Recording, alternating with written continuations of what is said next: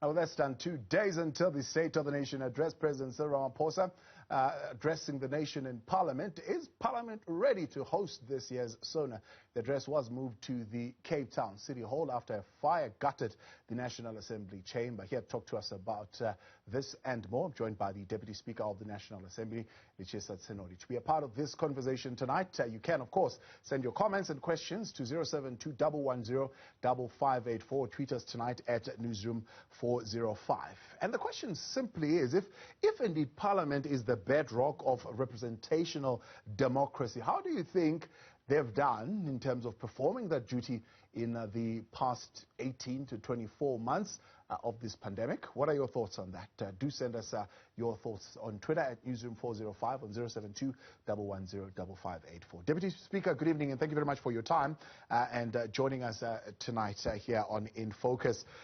The State of the Nation address particularly happening in a time when we are seeing the National Assembly being gutted. The Speaker saying it's important that it goes ahead so as to send a message to would-be or those at least who would want to sabotage the work of Parliament, that the work of Parliament is not going to be disrupted. I ask myself, who would want to sabotage the work of Parliament? Well, part of the duty. Good evening to you, Thabo, once more, and good evening to your viewers and listeners. That answer, we hope, will come out of the investigations. There's a court case going on to determine the guilt or otherwise of one person who has been arrested. And so answers to those questions we would prefer should be generated by the investigations that are underway. It is always better to use evidence-based reasoning and providing explanations of questions such as the one that you ask. But what the criminality in the country is unacceptable. We have said so. We must continue to say so. And we must give every support we have to the security people in their different departments to undertake their task with rigor and properly supported to do so, because without that support, they will not be able to provide us with the answers that we would like to get and get speedily, because people in certain instances are legitimately impatient, that they would like to see and hear answers to these questions that we are posing, like yesterday. So we are also outraged by what has happened in the precinct of Parliament. And a precinct is that those buildings inside parliaments, they remain in place. In other words, many of them are in place and active, and we are able to do work from inside them. And we hope to use this as an opportunity not only to talk about the precinct of Parliament, but also to talk about its neighborhood, the opportunity of offerings from the city, as well as the ICC, for example, brought to us also the necessity to talk to the public about our neighborhood. Who else is in our neighborhood, for example, so that people equally recognize the significance not only of the precinct of Parliament, but also the environment, the neighborhood in which it is located. Yeah. Very important historical buildings and historical monuments and significant exhibitions and including a place which memorializes Archbishop Tutu, for example, yeah, but also our National Library, right, that is in our neighborhood, for example, right, and the Center for the Book, which we will talk about as well, yeah, and so on, so that we place our anger at some of the things that have happened, also in the reality that they are disrupting the neighborhood that our visitors often want to go to and see. Yeah. So part of it has been disrupted physically, so to speak, but politically, as far as the work that we do we think we are prepared and are ready and approved a program of Parliament for continuing the engagement in hybrid forms. We'll talk a little bit more about that, but let's talk about the preparations for now a little bit more in terms of the unhappiness of certain MPs that are unable to attend in person. How are you addressing that? I mean, we know that some of the court challenges have now been withdrawn, but it doesn't speak to the unhappiness that already existed and maybe still exists. No. We are when you are in a crisis such as we have of our own infrastructure having been harmed in the way it has been harmed, we do expect that it will have a degree of inconvenience, and we will not be able to be in the same place all the time in the manner in which we used to be, as if things are normal. They are not normal. So we seek to persuade them to understand that reality, that in fact, that we were in a position to adapt use of technology as soon as the pandemic hit, speaks to the agenda for how ready we were with placing infrastructure in place to be able to adjust as we did speedily with the pandemic to use a hybrid system. That in any case, we are going through a pandemic, and people, no matter how much impatient they are, ought to understand at the end of the day that we must still be able to adhere to the disaster management required, including the ability to vacate the place in the event of anything happening. There are rules that must be followed. We must be able to do that. So we are in consistent dialogue and communication with those there are visitors who would have loved to come to Parliament for reasons that, especially because of what has happened. But we can't allow them, and they have understood that in the circumstances, we will move next door. If we used to have a bed, each those who have beds themselves, but in cases of environment, you share beds. You come together in the same room. This is how life happens, Thabo. People must understand that. It's nothing unusual. This is how you deal with problems that arise in such way. And it doesn't harm the work and its quality if we are not able to meet physically together in the way in which we often do. All right. It marks also the official opening of the legislature and the work of Parliament, as you already alluded to, and you're saying this is an indication that the work of Parliament is going on and the program has already been set. We're in conversation with the Deputy Speaker of the National Assembly, Lechesa Tsenoli, on the readiness of the legislature to host the 6th SONA of President Cyril Ramaphosa, but also talk broadly on the work of Parliament, considering that part of its mandate is to represent the people, one, but two, to ensure that democratic governance, as required by the Constitution, is in place. Now, Deputy Speaker, there are some members of the legislature, they are your own members in the legislature, who are of the view that the ongoing Disaster Management Act that is in place inhibits Parliament, for example, to carry out that very important task of ensuring that democratic governance as required by the Constitution is in place in issues like scrutinizing and overseeing and holding government accountable, particularly in the area of approving government spending and budgets. What's your view? Have you been able, in your view, to carry this out, even in the time of the pandemic, with the kind of systems that are in place of hybrid and so on? No, it's not an accurate reflection of the reality that people themselves would have seen ministers speaking to committees of Parliament in a variety of instances to give account to what happened, what issues were undertaken, and what was being done. Members themselves in committees shared themselves to visit various clinics, hospitals, and so on, and came back to sit jointly in meetings to consider those. And this was public. This was people watching it on television in committees. People phoned in when requested to do so. I was part of a team that worked with sectoral parliaments, and we spoke to people in districts and provincial leadership and so on.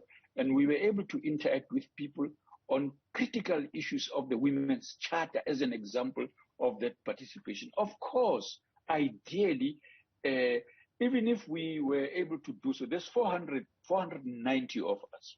I'm counting us and the National Council of Provinces, roughly, I'm giving rough numbers. But that we also interact with people. And so, in a sense, I'm suggesting that COVID has had a negative impact. It has reduced our ability to do things in the old way. Our adjustment to this, including through the virtual platforms to do so, also has limitations in that not every area has absolute proper infrastructure and data is expensive. We are still fighting that campaign, but nevertheless, a lot of work has happened. Though many of those MPs who are saying that they themselves interacted with the public in a variety of ways. I don't think it is an accurate reflection of the reality of what has happened. So if there are weaknesses, we must find other explanations for those weaknesses, but not the hybrid system of interacting and so on, because that system itself creates a space for people to speak in languages they speak to committees that meet often. And that space has been open for people to do that. But there has also been physical, with reduced numbers, interactions in a variety of places. The pandemic created conditions that meant we couldn't be in the numbers that we were used to, of thousands of people in stadia and in community halls and so on. It reduced those numbers, but it didn't stop interacting with their public representative. Their public representatives themselves were not stopped from interacting with ministers and councillors and so on and so on. Because the NCOP itself, for example, went to held sessions to give people an opportunity to comment on what was being done in their provinces, peculiar to their provinces, but also, broadly speaking, around issues that needed the input of the executive in the presence of the public. So, yes, we would have had, we would have liked to have better conditions because the necessity to prevent our events becoming, what do they call it, spreading of diseases as we have experienced through COVID. No, it's not accurate to suggest that it has really reduced interaction between members of parliament and the executive. That's not true. It can be shown to be untrue in many ways. Yeah. Now, Deputy Speaker, part of the role that you play is public education, except, of course, the other role of deputizing the Speaker of the National Assembly. Give us some education around this responsibility that lies with you of interacting with state institutions that are supporting our democracy. What work is being done there? Well, just to say that in every term of office, what happens is that the Speaker delegates certain functions to the deputy, and some to the House chairpersons.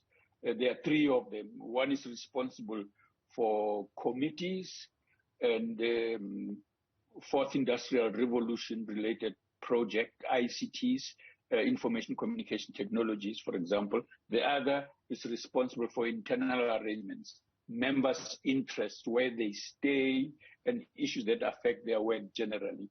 And the other is responsible for international relations. We've got a very active parliamentary diplomatic agenda.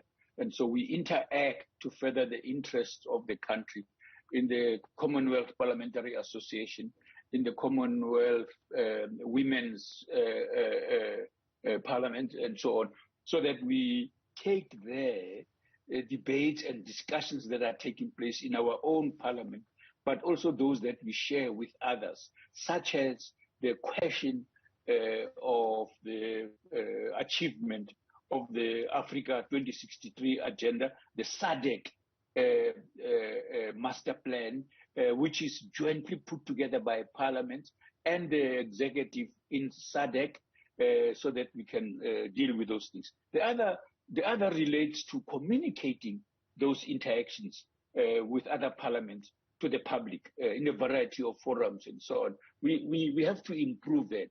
And the third leg that I ought to say about it is that we interact with institutions that support democracy.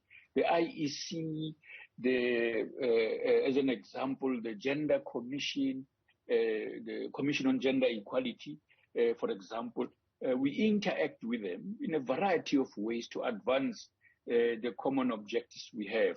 They support democracy. We do too by actively working and giving a platform for them to report to Parliament, for example, and so that those reports that they do produce are debated, and we implement those. And where there are wrongs, such as the process underway now to handle the question of the public protector, a Chapter 9 institution, we interact with them for a variety of those kind of reasons. Their own mandate, the extent to which they need support, the extent to which they need their reports properly debated and so on.